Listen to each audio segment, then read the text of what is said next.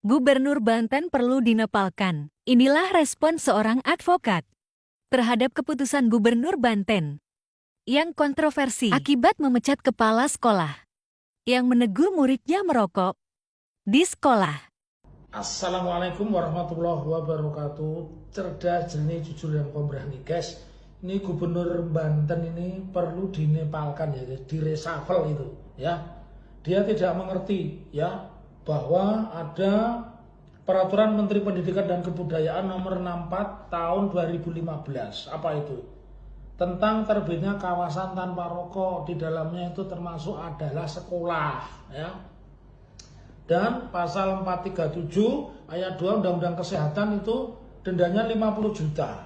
Jadi kalau Bu Kepala SMA 1 ya di Banten itu ya, khususnya SMA N1 Cimarga, justru oleh gubernurnya dijatuhi sanksi dinonaktifkan, menurut saya ada pertanyaan. Itu 360 siswa itu siswa apa?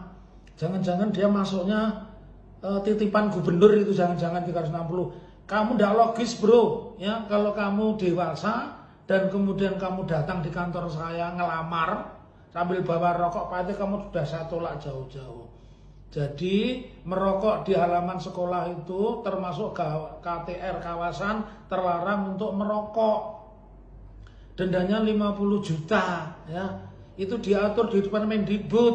Jadi jangan ngaco. Lalu kalau kemudian dilaporkan, ibunya melaporkan ya, itu masuknya delik tipiring. Andai kata ditempeleng itu tipiring, tidak pidana ringan, nggak bisa ditahan. Dan saya yakin polisi juga nggak bodoh. Saya yakin akan ada namanya restoratif justice. Jadi bu guru, kepala sekolah itu dipertemukan ya.